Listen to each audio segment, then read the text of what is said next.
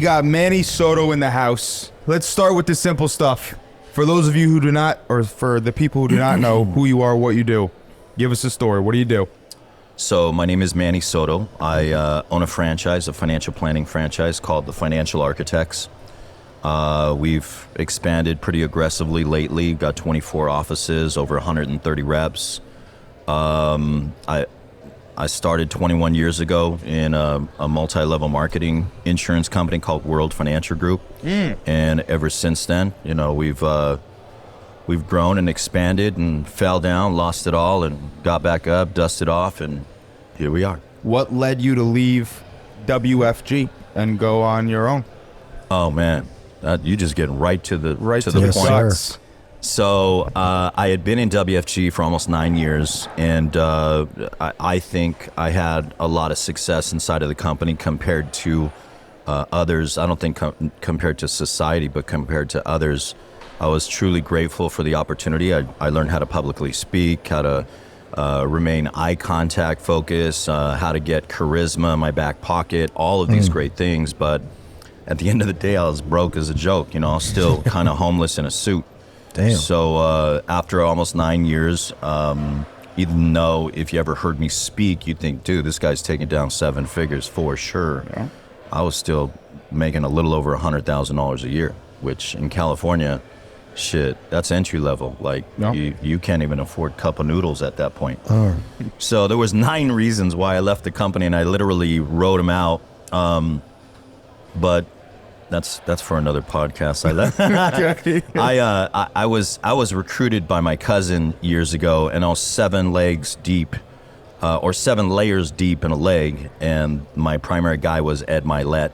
Oh wow! Back in the day. No shit. So you know, people that know that are, you know, they know what's up. Yep. Yeah, Ed Milet's big time. He's all over social media. He was one of the first guys I ever started listening to. Milet was crazy. Milet. We had an office in Pomona, California. Milet had grown up in Diamond Bar, which is literally 3 miles away. Okay. And I grew up in Diamond Bar. I went to school in Pomona, which is a ghetto-ass city. Respect to Pomona, though. Don't get crazy. So it was what, 2002, I believe. I got recruited inside of the company years ago. And the same company that set me free from having a job, a job, just over broke, was the same company that was kind of holding me back from future success. So that was the primary reason why I left. Did you always want to get into the financial services industry, or did you just kind of fall into it? No, I was recruited just like anybody else. You know, you don't know what you don't know. So I had a job where I was driving about an hour and a half one way to work, an hour and a half back, falling asleep on a freeway. I was 29 years old, and I thought to myself, damn, is this all life has to give to me? And my cousin called me up one day. He says, hey, you need to come to a meeting. I was like, well, what meeting? I started asking a bunch of questions, because at that time, you know, being 28, 29 years old, you're a little bit cockier than you are when you're older. And I'm like, you know, what is it? And he said, dude, you're my cousin, you know, just come. And I met him at my grandma's house. We ended up going to the meeting, and that's where I saw Milet give a presentation that put me on my heels. And I took it like a swan to water. I said to myself, shit, man, the real opportunity is having an opportunity. You think about all these immigrants that are in Africa or in other countries, and they just literally have no opportunity. So that's why they call the United States, you know, land of the free, home of the brave. And when people get here, they're all about it, man. They don't make any excuses, because they didn't have shit. So when I had the opportunity, I took it. And, you know, took me about a year to make any money at all. Yep. My first check was $923.13. And that's it. Damn, he remembers the number. Yeah. I really do. So let's fast forward a little bit. For sure. Because your story, I'm sure there's a lot to it, but do you remember a point in time where you made the transition from broke as a joke to rich as a bitch? I think it was probably, well, shit, dude, I left the company 8.5 years in.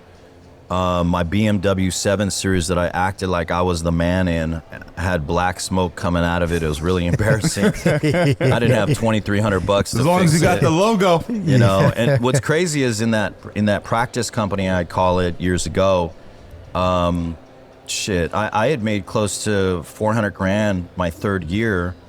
And again, you know, if you're spending your money buying the Louis trying to look good and you're not saving it, that's really Stupid. That's really redonkulous, I should say.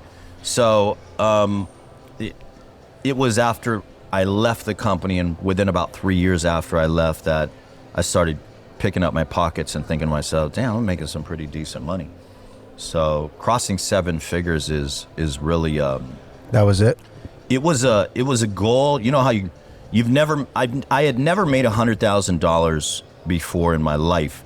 I had never crossed 10 grand a month in my life. So the first time I did it, it was a big deal. You know, I sent this is back when fax machines were popping, okay, bro? What's a fax machine?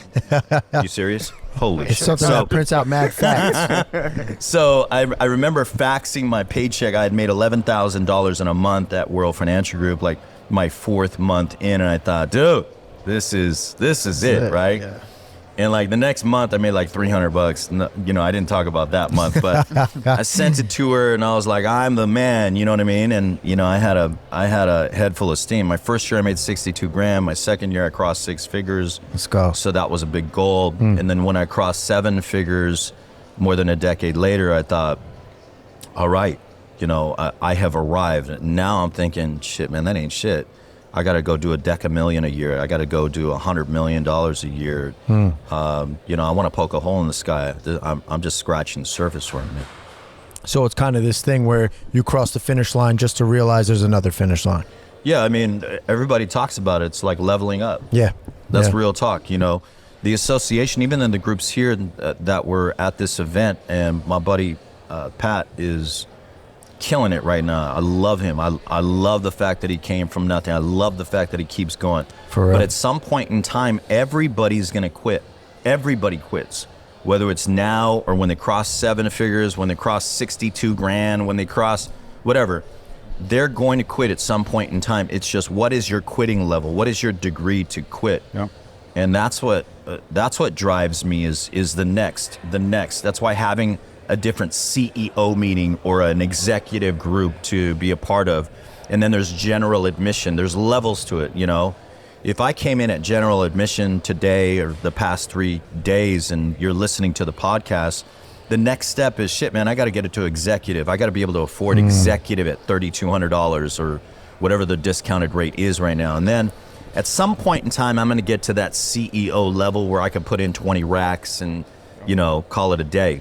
Yeah, we talked about that this morning in our Volt review. But also what you were saying before, when you make that first 100 grand, I think it's just such an eye-opening experience of like, I can't buy shit yet. Like, Yeah, I'm still bro. broke. And then you make your first $1 million, and you're like, all right, I can buy a couple nice things, but I'm still not at all what I had want. My first 6 figures in the bank, all I realize is that I am fucking poor. Poor. I have nothing. Yeah, that's all you want. And then when you get there, you realize, wow, this isn't anything I shit. expected. Yeah. Yeah. And it's just like you said, the poke into the next room and trying to get into the next room. That's why I love to be here. It's eye-opening, you know, sitting next to somebody like you and Pat, people who have really made the type of money that I'm looking to make. And then to think that even there's a room somewhere where even you guys are the small guys. I want to get in that fucking room. Exactly. Like, I mean, I was talking to my buddy the other day. He's like, dude, you're crushing. I'm like, man, honestly, I don't even feel like that. Like, you put me in a room with Oprah, and I tell Oprah that I'm making $120,000 a month or $150,000 a month. Some months I crack $200,000. Oprah be like, What's how do wrong? you live on that? She's going to go, what's wrong? How do you live on that? How did you get that I think far I back? bonused out one of my employees that.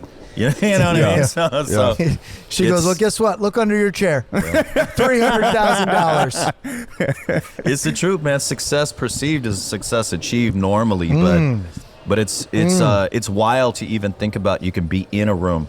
The true opportunity is having the opportunity. So if you have the opportunity to be in a room with people that are making that type of income, as long as it's legal, ethical, and moral, in my opinion, then take that opportunity and run with it. You know, say yes and then figure it out a little bit later on.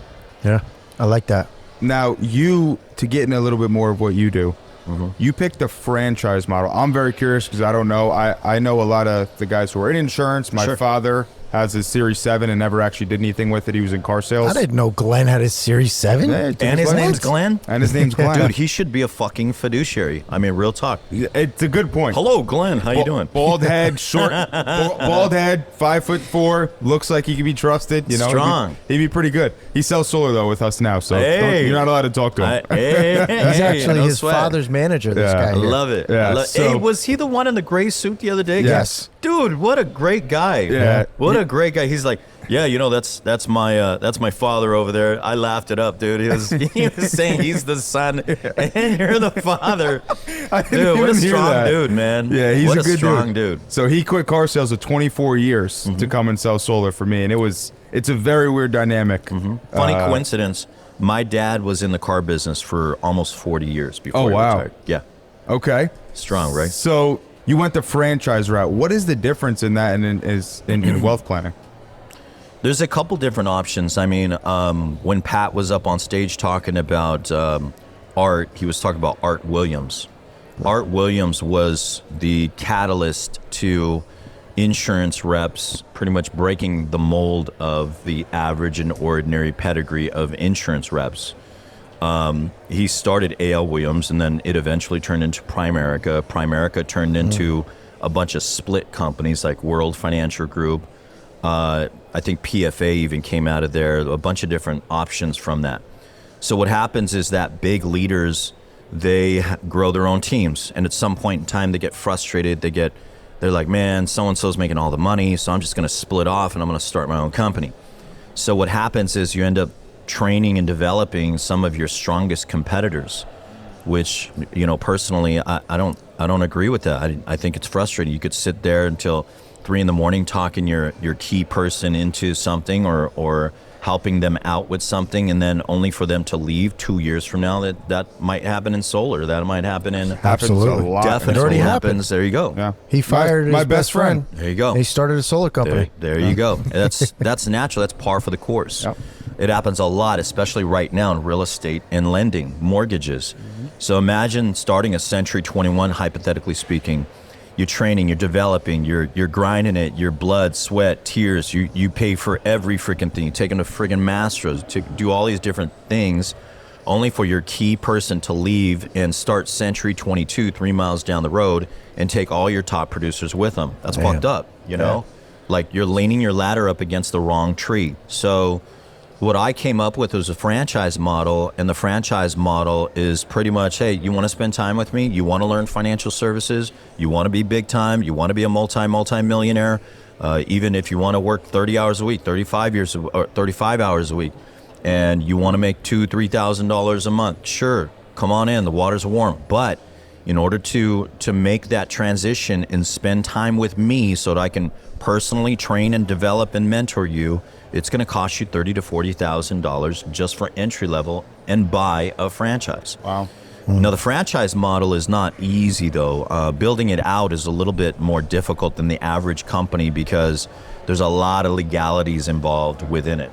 So there's something called an FDD that legally the new franchisee has to look over, review, and it is not friendly, dude. It's 200 pages of just minutiae. It's pretty crazy. Yeah, it's no joke. So that's what's different. And it's a model, you know. Over 90% of franchises are successful. So if somebody gets into a business and they have the thought of getting into the business, they want a systematic, proven way so that it can be successful. And in a franchise model, that is proven. Yeah. Whereas, you know, the other types of models have a really high failure rate, but, you know, you got to pay to play. Yeah. I actually bought a franchise when I was 19 years old, and I'm one of the 10% who failed, though. It's actually like 6% too. God damn, I fucked it suck. up. You screwed the mold up. He was like 20. Not even. I was 19. 19 I years mean, old, listen, so. it was not the business was very successful in the market they were in. It was in Texas, and I just don't think it was the right business in Connecticut. I tried for a year and a half. I sold it back to the company, lost $50,000 at 19. So. But I don't even think it was a loss. I think it was an investment. You know, either you win or you learn. You learned. Big time. Big So- time. Big time. So using that as the preface, the foundation to the future models, think about an ice cream franchise for a second. Ice cream franchise, let's just call it ABC company costs $50,000 for the franchise. Boom, I paid it. Now you got to pay a percentage back to the franchise as the franchisee. Then you got to worry about it raining. God forbid it's in freaking New York, right? And it rains. You're like, shit, dude, I got no customers coming in, if not maybe 20 of them. Right. If you have 100 people that walk into your ice cream parlor and you sell it at an average of $6 an ice cream, that's $600 a day. Times 30 days in a month, that's $18,000. If your overhead is more than $18,000 a month, which a lot of the times it is, You're sinking. that franchise is squeezing out very small profits. In financial services, it's the number one business to be involved into financially. You could Google that. It's got unlimited income, like there's no real cap on the income, so you're paid based on what you do, not who you do. So that's pretty sexy. And then you got $84 trillion with a T, $84 trillion of wealth being passed down from one generation to the next. Yes, So sir. mom, dad, aunt, uncle, grandfather, grandmother, they're all going to be rolling over wealth at some point in time. And everybody wants to know, do they have a living trust? Do they have the right life insurance? Do they have the right annuity in place? God forbid we run out of money and they live too long. Holy shit, what's going on? Yeah. All these different variables that can happen, but nobody knows how to do it, which is awesome because I do. Yeah. That's a good fucking market to look into. So, when it's going back to your confusing. initial question is, Yeah. why franchise?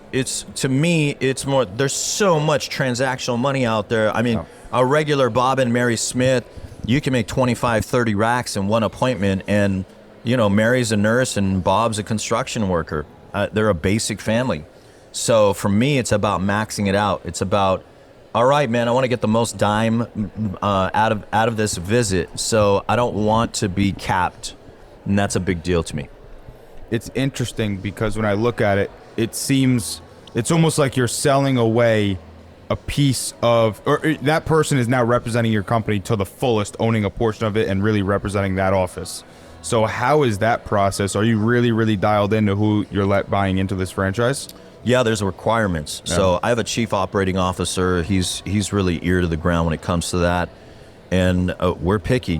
We had a guy, I believe, up Northern California, because I'm from Southern California. He was an engineer. He didn't know that many people, and he wasn't in sales. Nice shoe, but doesn't fit. We'll do a financial plan for you, but you should not buy a franchise. You're not in sales. You don't have a CRM with 500 people in it already. There's got to be a pedigree to who is shopping for the franchise, and you can't be so thirsty where you want $30,000 on any Bob out there that's going to be pitching your products and services. Yep. Now, Now, what risks do you run of franchising to the wrong guy, right? Other than tarnishing the name, is there any financial loss? What could happen to you? There's still risks. I mean, you got to pay for attorney fees, of course. We have a couple attorneys on payroll that we have that dissect the different agreements. I have staff, of course, that runs the operations inside of the franchise model. Myself, my time. So if I'm sitting there for a week and for 38 hours sharing and showing a new franchisee about what's the difference between term insurance and permanent, what is a variable annuity versus a index annuity, all those specifics go into that 38 hours. So if I can make $38,000 or $40,000 over a week's time, you need to pay for my time, because I'm taking time out away from my busy schedule so that I can try and teach and develop you and your staff to become really good at the financial services model. So there's a lot of risks involved, but I mean, I try and mitigate as many risks as possible. There's got to be a strong vetting process. You're probably looking specifically for people with experience in the game, and definitely sales. Sales. Yeah. That's the number one most important specific. Respect to an employee, but a guy that works at Jiffy Lube, for example, again, respect to these people. I've been there. They're not going to be successful in a financial services company that is sales driven because they don't have any sales experience unless they don't they're have the selling skill different set. things. It's just not the skill set don't. to match. Now, am I saying that it's not possible? No, absolutely, it is possible. Of course. But it's going to take this guy or gal 2 years, 3 years just to get to the point where they're like, all right, man, I think I can make $250,000 in Absolutely, I financial can plan. speak to that. I was tool belting There you go. before I got into the accident, and then boom, I don't want to tool belt with a fucking bum leg. Yep. So what I do? Start using my head. 100%. Selling, killing, 100%. and it was right for me. Thank 100%. God I lost that bum foot. Absolutely. I think solar is awesome, guys. Oh, it's by the way, crazy I right think now in New solar York. is next in line. Quite honestly, I really think that if not peers in that prospect of making money, especially in California. I mean, shit, dude. If you guys are in California, you wouldn't just come kick it with me. You'd sell a ton of solar. You know what I mean? We're in New York. New York has got to be either the hottest or second hottest. No, Love it. California is number one. Or Well, they sorry, just Hawaii is well- number one. California is number two. Really? California just got rid Hawaii- of their net metering. It doesn't matter, dude. Trust You me. still think Yeah. so? They- I don't know, man. We All can get right, into that let's whole have a thing. debate. All right. We can get into that I whole think New topic. York's where it's at. Listen, Just solar- population alone, though, I would argue, because California has close to 40 million people in population there. So when you think about market cap, that's a pretty big cap. I mean, think about it, dude. Canada, the whole country of Canada, California has more people in California than the whole country of Canada. I did not know that. Yeah, dude, That's California wild. That's has a like, wild stat. California Wow. has like 700 solar companies in California. It's fucking insane. Sorry, not sorry. I would hate say Californians. it's a yeah. I would say it is more competitive. I will say that. Oh, yeah. But I like competition, man. I did a Zoom the other day with this guy from I won't say the name of the company, but it rhymes with Primerica, and I had his ass for lunch, man. I just demolished him, man. He really needed a bag of lunch because I said, man, I just asked him a couple different questions, and I told the client, I said, she was a little bit, oh no, I'm just asking you some questions because so and so. I'm thinking about going a different direction. I go, let me just talk to him. Let's go. If there's a debate to be had, let's sit there, go through the debate. I ask questions, he asks questions. We see which one's the best route to go. Yep. And always, whoever gets more crazy immediately is always the one that's going to lose the conversation. Because I let them know real quick, and I laid the foundation. Same thing. I say, hey, John, real nice to meet you, bro. Heard about your company. It's amazing. You guys are doing some great things. I'm going to ask you some questions. You're going to ask me some questions. And it's really just to make sure that so-and-so gets the best opportunity to make as much money long-term with whatever she's looking for, security or non-security. Cool. Let's go. So then I ask him one question. The dude's like, let me tell you about us, blah, blah. I go, man, you lucky this is by Zoom. You know what I'm saying? Don't let the shirt and tie fool you, motherfucker. You know what I mean? What's your thoughts on like bashing another company? I don't like bashing other companies unless they threw the first blow. So it's like first blood, man. I'm cool until we're not cool. So, I didn't sign up for the argument, but I'm definitely gonna quell the argument. I like And that's why I like hanging out with people like that. As long as there's a good foundation point where you say, all right, I want to have a decent conversation about A, B, and C. Cool. Let's rock and roll. But the first hook they throw, you better be ready to get hit back. You know what I'm saying? Don't slap me if you ain't looking to get punched.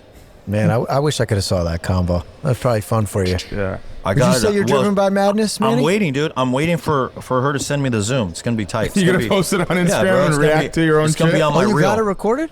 I think she got it recorded. She's still not sent it to me because it was on Zoom, and one of my guys freaking didn't record it right. JD didn't record it right. I was like, oh man, Come on, I'm so JD. mad. I know, right? But not my man there, not Jeff, but No, I know. I'm talking to Jim.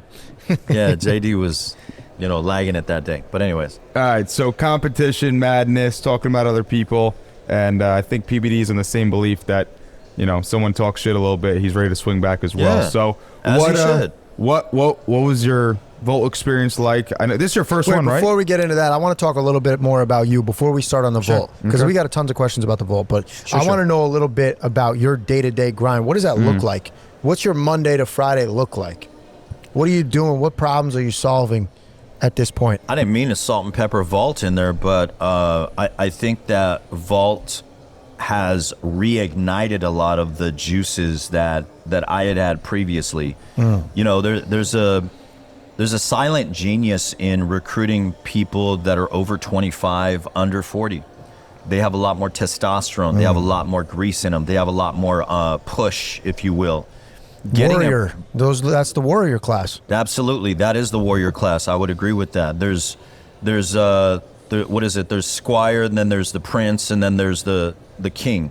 And during the course of these 3 generational molds, you turn into different people. And over time, you know, you just need to recognize it and then utilize it for the company's advantage. But I don't like to stay chill. I have no chill. You know what I mean? Like in business, of course. So I always want to go to the next level. But I don't have a scripted day-to-day. My Mondays are normally the most scripted, where Monday morning I get up somewhat early. I read my goals. I do my 20 push-ups. Sometimes it's 50. And then I get it going. I might have, I don't have any breakfast. I do drink a black coffee. You guys all know the health part of that. Yep. I won't get into that. We all fast. I haven't eaten there you go. Today. I won't eat till 2 o'clock. That's my usual. Nice, there you go. So I stopped eating last night at a certain time. You know the deal. So I get into the office. We have a 9 a.m. full-timers meeting, and my staff knows exactly what to have dialed in. So they got the music on a half hour before the meeting. They have the chairs set up. I have the message ready. Because normally on a Sunday night, like tonight, I will do something called HOP. HOP stands for Hour of Power. This is Tony Robbins, okay? Yep, I've heard of it. So I just put a YouTube on the YouTube channel of ours, the Financial Architects, about Hour of Power, what to specifically ask yourself to get in the right state and to get your week proper. So when I do that, I already have a set Monday ready to go. So I got my who I need to follow up with. I got my what do I need to get accomplished. I got my pictures of my family and what I'm trying to accomplish, right? I got all these things ready to go. So when I come in on a Monday and I have advisors of mine, normally we have about 20 to 23 show in person, and then I have about 15 to 20 on Zoom. When they come in late, I'm fucking fired up, like, hey, you're 10 minutes late again, dude. Like, what the fuck? So they pay a $10 late fee when they come in late. No bullshit. No bullshit. That's real shit. Yeah. We're doing that in the office. I was just going to say I'll implement that too. There's got to be a penalty. There's got to be pains and pleasures. And I came up with that years ago because if I had a $15,000 check waiting for them and it's got their name on it, they would have been there early. Mm-hmm. So the fact that they showed up late is not that the dog ate their homework or there was traffic. They don't value. They have zero value in coming to the meeting on time. The same applies for someone that doesn't show up. They have I did not create some type of value. So I know, I'm a realist. So I know that if I want to change my people, I'm going to have to change my people. So if they don't show up or they come in late, then I got to go get a new one. I got to put more wood in the fire.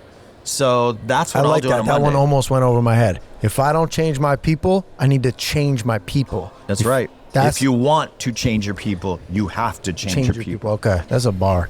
There you go. That's a bar. There you go. Hook it. You're a fax machine. So that's the deal. If you're an entrepreneur, you own a business, and you're expecting the same guy or gal to do something different, and they've been there for 3 years, and they're still producing to a certain level, it's not your fault anymore. It's theirs. So if they choose to do something better, bigger, move to the next level, that's up to them. They become parent deaf at a certain point in time. So the only way to get their asses moving is to get a brand new person, spend all the time possible with a brand new person, and lift that brand new person up to the point where the other person goes, shit, man, this person's going to pass me up. Manny's not even paying attention to me anymore. There's a reason for that. Now, wait, you don't believe in, let's say, like you said, you got that guy, he's performing at a certain level, he's been stuck there for a while. You don't send his ass to the vault with a ticket and say, come back a new person or there will be a new person? I'll tell you this right now, bro. I bought my CEO ticket and I bought 20 tickets. Then I got 28 people's commitments yesterday.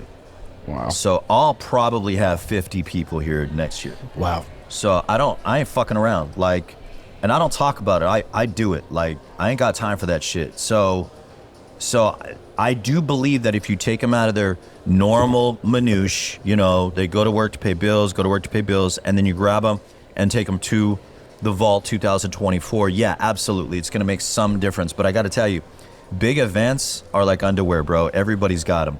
So when somebody goes to the big event, believe it or not, you have 10 guys. There's going to be maybe one guy that makes a massive, powerful decision, and they take massive action. The others, you guys doing a fucking podcast on a Sunday, maxing everybody's time out. That's genius. That's something that other groups do not do. They will not do. So you're already doing things that other people do not do. So your mind, body, and spirit already thinks, I deserve to win. I deserve to fuck things up. I deserve to be something big. Listen, there's the fucking beach right there. Whoa. We can see it out of the fucking window. We're at the nicest resort in fucking Hollandale Beach. And here we are on a Sunday after 3 days of doing the Vault. That's why shooting a podcast. We were supposed to have 2 other ones scheduled today. They canceled. And now we got another one fucking backed up. So we got another podcast coming in now. Yeah, Love that's it. why The fuck? they're out there enjoying the pool. That's why they got to share one. I'm going to have mine. That's right. That's right. I took my son to Vegas. Same applies. Took my son to Vegas a couple weeks ago. Got a bottle service for everything, every day. We were there for 3 days. We got there late at night. Next day was a pool party. Got a bottle. That night, got a bottle. The next day, got a bottle. The night after, got a bottle. My son was like, God damn. There's no way that my son goes back to Vegas and thinks, hey, Bob, let's go to the corner of the pool and grab a 6-pack. You know what I'm saying? Like he's got to fucking level up. There's got to be bottle service. You got to drop $5,000 and get a bottle and have an area. You know what I'm saying? You don't want to be the broke dude at the edge of the pool with a fucking 6-pack thinking to yourself, hey, man, go talk to that chick in bottle service. Get the fuck out of here with that.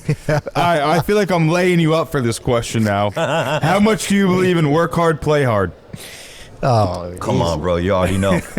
Actually, I used to go a lot harder years ago, but, you know, now as I'm turning into a senior fucking citizen, I don't go that hard. I think I came home last night at like around 3:30, 4 o'clock in the morning, but I think that was only because I'm in Florida and California's 3 hours behind. So So you're used to it. This was really midnight for you. You weren't out that late. I drink less. I would say that.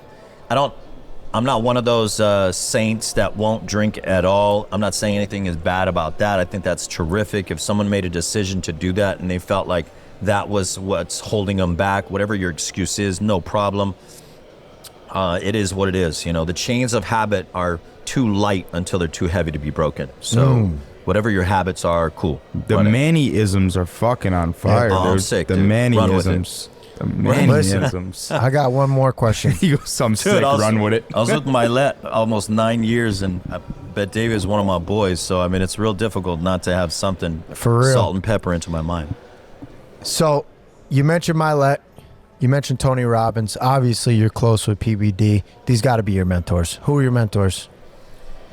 You know, my number one mentor was Milet. Wow. I spent 8.5 years with him. It was not, I remember first meeting him and I didn't have a license and I wanted his recognition. I wanted him to notice me.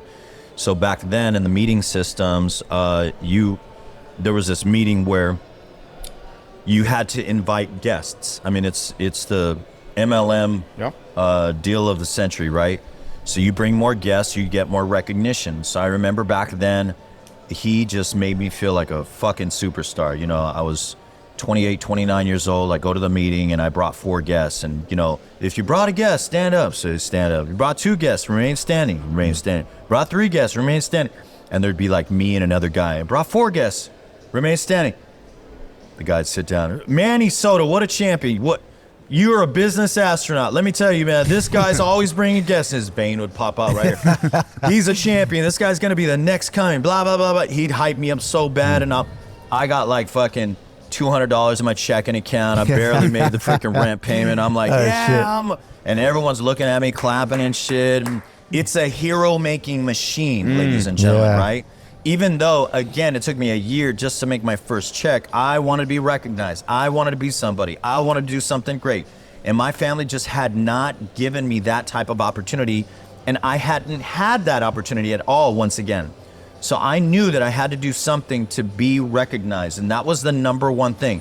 The number two thing is I got to soak up how this person spoke on a weekly basis. So we'd have a full-timers meeting on a Monday morning. We'd have a Tuesday night op meeting. Then we'd have a Saturday morning op meeting. And the way that he would move a crowd was just special. You know, the way that he would articulate his words. He'd touch somebody in the audience. I learned all that stuff. He'd keep great contact. He always told me, you know, within 5 minutes, if you can make the crowd laugh and cry, you got them right where you want them, and you can accomplish anything. Wow. And that's what got me.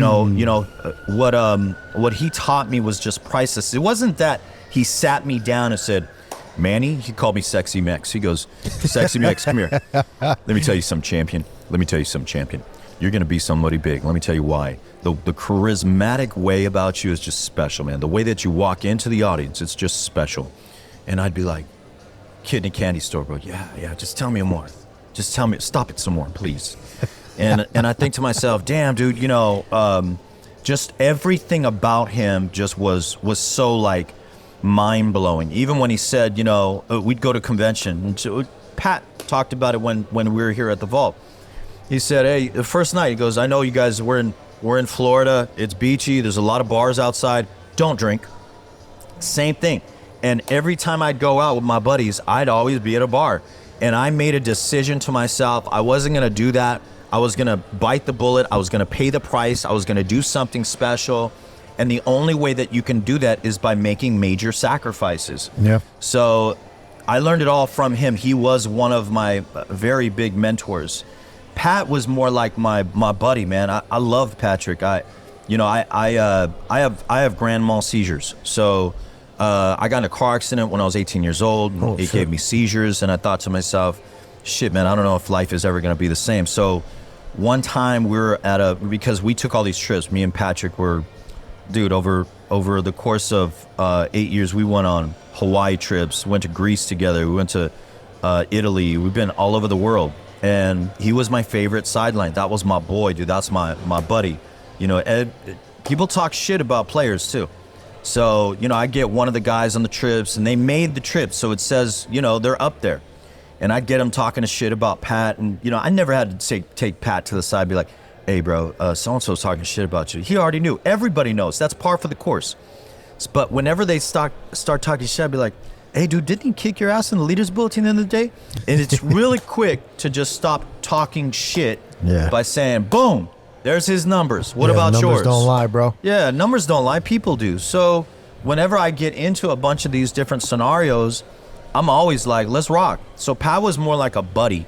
Now, from the Vault experience and knowing him personally over the course of the past couple years, 2 decades, he has really grown and evolved into something absolutely special. This is a special man. Again, everybody quits. I don't see this motherfucker quitting anytime soon. He's going someplace. He's got too much fire in him. He just said he's going on a 40-year run in media. Yeah. He's a 40-year run at 44. Bro. He ain't stopping. And it's either get on board or be left behind. Right. That's the message I'm getting. And for everybody that wants to make a difference, normally they go, I want to make a difference. All right, motherfucker, here's what it is. You got to sacrifice a lot of birthday parties. You got to sacrifice a lot of time away from this, a lot of time away from that. You got to make all these sacrifices. And then they go, oh, man, I don't know if I could do that. I got money, though. Okay, cool. Write me a check. Come on. You're part of the checking account option. There's the money part, and then there's part of the movement where there's people, bodies, spending time to get to the certain point that they'd like to be. And I mean, it's ignorance if you don't know, or you don't know that there's going to be some type of sacrifice to get to a certain place. And I think he's ready for that. And again, he's my boy, dude. So I don't really I don't sit there and go, all right, bro, so how do I open up my next 400 offices? What do you think? I don't, that's my boy. It's not that I don't respect what he's saying, because I absolutely do. And I'll probably go and, you know, treat him to lunch or dinner one of these days. I come down, because I try and visit him at least once a year. And I'm going to ask him about business, because I respect everything that he says, because he's done way more studying than the average person. And that's somebody that I want to take counsel from. Yeah. So mentor, I would say Milet, somebody that I believe can be my mentor, if he takes that opportunity in the future, is someone like Bet David. We were running mates before, and I think he's done a lot more work on himself than I have. And I would love to be mentored by Bet David. And I know that he'd be like, yeah, sure, let's rock and roll. But I want to earn it. That's something that's not given, that's earned. So I want to take that seriously. I love that answer a lot. Hell yeah. I want to ask you this question too, because you're a guy who's an extremist, so to speak, and I feel like you go above and beyond. You do a lot of wild shit. What is the craziest you've gone or farthest you've gone in making a point about leadership, or some kind of extreme you've done with your team to prove a point? Because you just said you make people pay $10 if they're late. So give me some extreme scenarios you might have. Give me some shit that HR might not want to hear about. Yeah. Shit. So if it's got to go to the lawyer, we can send it to the lawyer. He sat back in his seat. Don't do it, Manny. Don't do it. I don't think I get, again, coming back to the vault. This is my first vault. This is my first vault experience. Really? And I'm surprised to hear that. And going back to that, I was at 73 degrees. I was at my comfort level. And now experiencing something like this is, to me, not just life-changing, it's emotional, it's inspirational, if you will. And now going from 73 and thinking to myself, okay, if you want to go to 85, here's the sacrifices you need to make, but here's all the wild, great things that you can look forward to experiencing. So I haven't challenged my team a lot in the past. I got to be real with you guys. In the past couple years, it's been cruise control. Like, making 7 figures with a company is fairly easy. You just need to motivate, inspire them to do some different things, and obviously throw more wood in the fire. Yeah. So as time goes on, you're just constantly adding more and more raw material to your machine, and then you will eventually get to $5 million and $10 million and $20 million a year. Mm-hmm. But who wants to be fucking 65 making $20 million a year? I want to be a lot younger making that type of dough.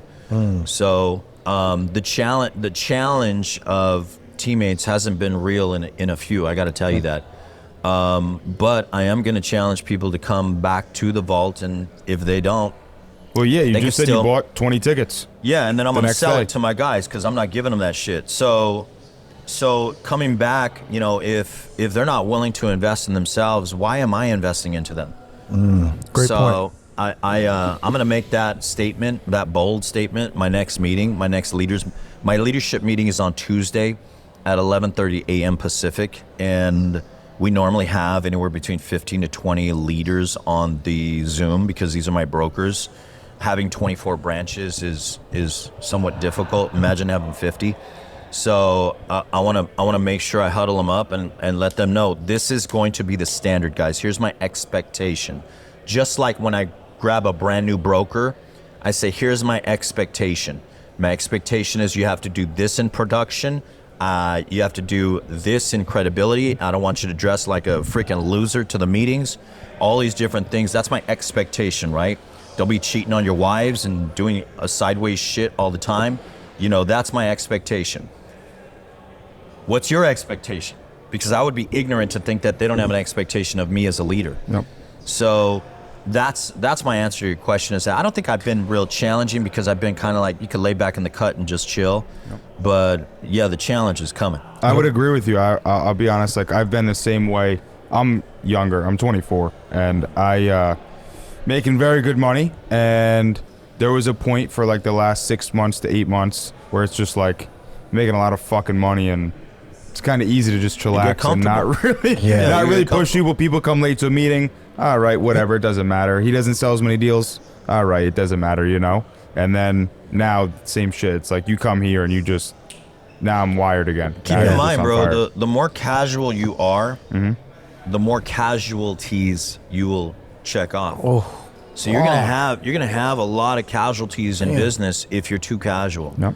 Yeah, we got to step it up. I don't like to be the mean guy. That's another thing I learned about Pat while I'm here is like, because a lot of the guys I hire are my boys, or at least I've been friends with them since high school or whatever. And it's like I bring them on, and then it's hard for me to reprimand them or say something to them. So I just, listen, bro, it's all good. Don't worry about it. It's okay. It's okay. It's okay. It's okay. And then all of a sudden it's like, well, now this guy's only doing 1 sale a month when he used to do 6. It's what bad the for fuck the is culture going on? too. It's so bad for the culture when we let everybody get stagnant. 100%. I wanted to finish because I mentioned seizures, and I wanted to finish this story that I had about Pat.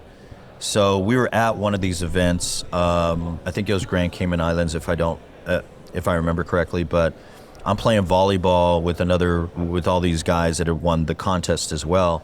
So I started losing my eyesight because I have seizures. And the one guy that brought me up to my room and stayed with me for about 2 hours was Pat. The one guy was Bet David. So when this guy says he's a teammate and he's a long-term thinker and I'm not even on his team at this point. I'm his sideline. That's my boy. Right. And he didn't have to do that. He could have went back downstairs and played some volleyball with all his teammates and everyone else, but he legit wanted to make sure that I was okay, that I was going to be okay. And yeah, I was going to sleep it off. But at the same time, he's just a good dude, man. Yeah, he'll challenge you in a dogfight. But that's the guy, the teammate. I would never call him an enemy, but that's the teammate, my sideline at that particular point in business that you love to have, man. The same guy that's poking at you is going to be the same guy that's making sure that you're good. Yep. So real love. That's why I wanted to finish that story as we talked about it. So It's dope. It's awesome. yeah. Of course, it's Pat. All right, tell us about your experience at the Vault. Who was your favorite person? What do you think of the guys? What do you think of the event? I want specifics. I want your favorite quote, your favorite guy. Why? Give it to us. Every event that I go to, whether it's my event or an external event, any event that I go to, I normally do after the day is over, not the event. The day is over, I overview. And the dude from the restaurant, Will Gadara, he was shockingly impressive. That was the first day. I remember running out because I had to piss. I was like running to the bathroom, then I had to run back, right? Yeah. And Mario, my buddy for years as well, but Mario was here. He's like, dude, you're going to miss Will. I was like, bro, I came to see Pat. Like, Pat is the one that I wanted to see, but I'm rushing it. So I run there and I run back, and I'm so glad I did. As I'm taking copious notes, there was a lot of different nuggets that this guy dropped, man. Gems, dude. Yeah. Gems. Like going above and beyond for your client or your valued client, I should say. Doing things above what you need to or want to do as part of the value proposition to your business. And I probably have, roughly 2,000 personal clients of mine, and it's so hard getting rid of my financial planning clients because you made them a promise. You said, hey, I'm gonna be in your life for the next 30 years doing financial plans for you. Make sure little Johnny goes to college and make sure that your grandkids get all of the wealth distributed the way that you should.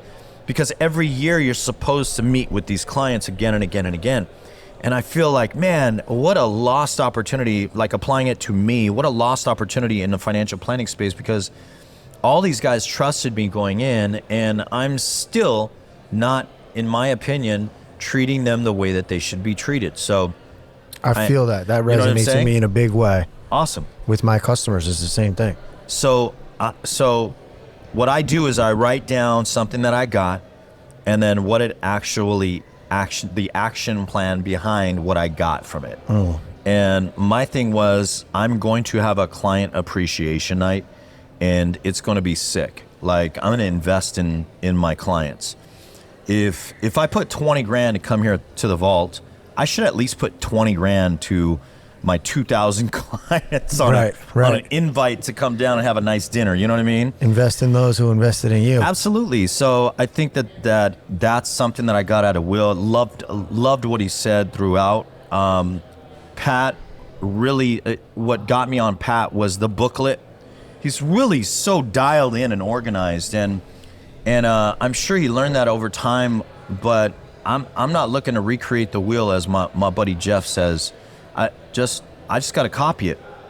So that that planner, I have a binder already, but I don't have one where you actually participate in the educational deals, right? Right. Mm-hmm. So I'm putting that together for the franchise training, and we do a 2-day crash course on financial planning. So I'm going to put that together for the financial planning class, as well as that question in the booklet where it talked about the 90 days, the 3-month period that you were most on it. What was it? What was it that drove you? That got me. Yeah. Because I actually did the questions that night. You know what I mean? Mm-hmm. Some people went to the bar, got shit-faced. I did the question. I went back to my room.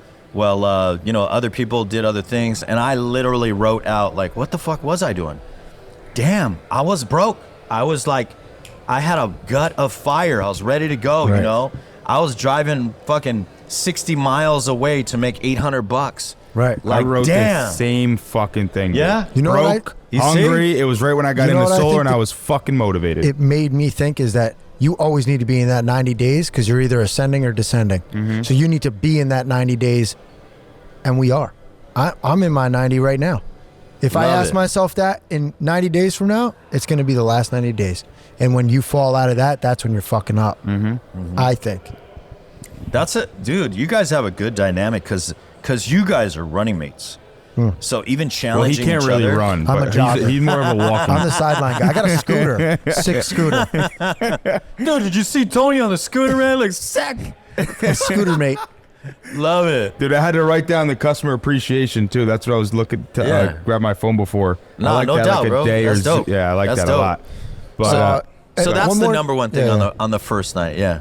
I just wanted to say one more thing about Will Guidara. We're coming into this event, and I'm like, oh my God, I can't wait to see Tom Brady. I can't wait to see Mike Tyson. And then Will Guidara comes up, and I'm like, there's no way anyone's going to have more value than that. Yeah, dude, that was the I'm like, number one guy, fucking dude. Pat knows how to pick Yeah. him, yeah, dude. man. That was the number one 100%. speaker that came in 100%. was Will Guidara. Yeah, He's- big time. Mike Tyson and Tom Brady were entertainment, man. But Yeah, like, it was cool to but be around a fucking legend. Will Guidara, just every sentence, and I loved how he talked. Like just. So here's what I did. I put Yeah. the ticket with the coat hanger. Yeah. I don't want the ticket. Yeah. And just like it was Buy so the hot dog. Yeah, Yeah. The hot dog thing, just everything, man. Imagine that guy. he bought a fucking hot dog and told a seasoned chef, serve this in our Strong. in our restaurant, At in a a, strong. in a fucking- vegan restaurant, mind you. That's strong. That was incredible. So, Yeah. all right, let's finish it up with some stuff about financial planning. What Well, wait. I want to do a little more of the vault. Tony's like, hold on a sec. All right, Favorite go quote. ahead, What's go your ahead. favorite quote and why? Favorite quote? Shit. was so I many. did like. It wasn't necessarily a quote, but it was Tyson. Just like that guy said on the mic, he pretty much said, listen to what he was talking about. Belief. You know, all he talked about was belief. And I think again, going back to Milet, he always used to say that too. Was belief. Here's specifically what he would say. Belief drives everything. If you believe you can, you can. If you believe you cannot, you cannot. So belief drives everything. What was my Instagram post this morning? I didn't see You it. saw it? You fucking posted it. I said the same exact thing on my Instagram Yeah. this morning. What the- Belief. Yeah. Yeah. But there's two things that matter. What I say, belief and what else? Belief and energy. My Your favorite- energy is oh, everything, yes. and you got to Yes. fucking Yeah. believe in things. My That's it. favorite Yeah. iteration of that is whether you believe you can or you believe you can't. You're right. You're right. Yeah. Always. Also, Mike Tyson was my favorite, but the quote was, "I'm not valuable because I'm wealthy. I'm wealthy because I'm valuable." And I want to remember that while I'm making my way up. That one got me. That was strong. He had some good ones. That is strong. Like when he was like, I got to pee. That was another I good one. gotta take a piss. And then he's like, I'm coming. Yeah, that was funny. That was He's wild fucking as shit. hilarious. Yeah, that was strong. That He's was a strong. character, man. He's an absolute character. Yeah, that was strong. What else you got? I'll let you take it, Zach. I was going to go into, and I know this might be, whatever. I'll ask it and you can tell me. Sure. I would like to go into the actual wealth financial planning and maybe some advice for people if they're younger or whatever stage of what they're in. What's the most important thing for somebody to look at when they're talking about financial planning? My daughter's 14.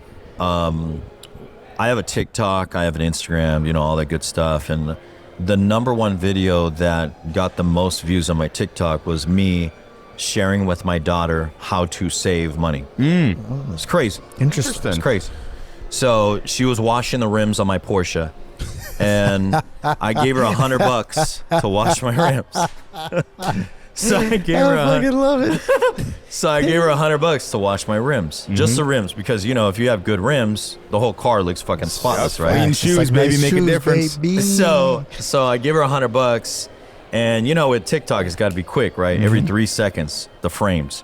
So I give her $100, and then I tell the audience, I said, she gets $100, she's got to put $10 in her savings account, $10 into her crypto account, and $10 into her long-term investment account. The rest is $70 she could spend however she'd like to. And she's in the background jumping up for $70, right? It's true in everything, even us. You have to save at least 30% of what you make, period. I don't give a shit what you put it into, to be honest with you. Just the habit of saving your 30%, you're done in 20 years. Like if you get aggressive about saving 30% of what you make, for the next 18 to 20 years, it's a wrap. Ready for this one? I hate when people tell me that. Because for some reason, I always say 50. Fuck 30. But now it's becoming 50%? too much. Now it goes in my account and it sits there. But now I got this other problem is I got to get that shit out of my account. I got to go put it somewhere. Yeah, you got to hit me up, bro. I'm appointed in New York. We're in 50 states. So we're in all 50 states. Yeah. Let's talk. Yeah. Done data. So first and 50%, thing, it's just like winning. So some people work 30% of the time, other people work 50% of the time. It's always the guys that work 50% of the time. It doesn't matter whether they're talented or not talented. They're going to get, the juice and what they want a lot quicker. Damon John just had something about that he posted the other day, the 3-2-1 rule. Do you remember what it was? No? I was curious if you did. He works a lot with Damon John, the shark from Shark Tank. We work a lot with him, but cool. He just said something right about that. It was a really good analogy, and I can't remember it. He's doing a whole campaign about teaching kids how to save money. Yeah, there's something about 3-2-1 that was fucking awesome. He's got a book out, and it's like he's the magic man. He's got the magic hat on, and he's teaching kids how to save, which is pretty cool. That's too specific. Actually, I don't want to get into that. What is a lot of people get into insurance or maybe financial planning and don't succeed? Why do you think that is? I think your age has a lot to do with it. If you're younger than 25 and in financial planning, it's an uphill battle. It's hard. Because the target market, think about it, I'm not looking to get a 21-year-old to save and invest for their future, because a lot of them, they just are not going to do it. They're more fixated on, they're going to live for the rest of their life. So the target market is over 25, married, homeowners, kids, make over $80,000 household income. Those are the pedigree of somebody that's actually going to have some type of success in the business. Also, it's a residually commissioned industry. So over time, it pays you more and more and more and more and more. So again, somebody getting in initially, they should know they have to pay the price. To me, just like anything else, you might as well pay the price up front and in full. We all know that, right? Because at any point, whether you're paying the price up front or you're paying the price later, you're still paying the price. Yep. So for me, get it out of the way. And I would argue that once you get it out of the way or attempt to get it out of the way up front and in full, it sets the right habits in place. And now you start to have this insane work ethic and habit of getting whatever you'd like to anytime you'd want to. I like that. I like that a lot. Hell yeah. Tony, why don't you go ahead? Give us your famous question. Here it is. The famous question. Oh, shit. At the end of the day. Oh, shit. And I want you to look right in that fucking camera lens and tell everybody at the end of the day, what is your message to the world? My message to the world is this. This is what got me when I initially changed my personal life. Change what you're currently doing to change what you're currently getting. We all have exact things that we do on a day-to-day, and it's gotten the results that we're at today. In order for me to change that, I need to change what I'm doing to change what I'm getting. Boom. Love that. Love that. It's a stronger iteration of what got you here won't get you there. Yep. It's really commonsensical when you think about it. It's, common sense just ain't too common anymore. If there's no such thing. Yeah, everyone wants to hear the next big thing, and I understand it. Over time, you get certain quotes and people say things specifically that just are notched in you. But if you have a big goal, all you got to do is just think about your goal every single day, every single day, every single day. And ultimately you'll accomplish anything that you want to. Manny Soto, CEO of Financial Architects. Last thing, tell us where people can find you. So people can find me on the gram. Instagram handle is Money Business Manny. The name of my company is The Financial Architects. We're based out of Chino Hills, California. You can reach us at our website, which is tfawealthplanning.com, or Google us. Or you could find him getting bottle service. And niggas. You. Thanks, Manny. Manny. All right, guys. Thank you so much, guys. See you guys next time on Two Dudes, Three Legs.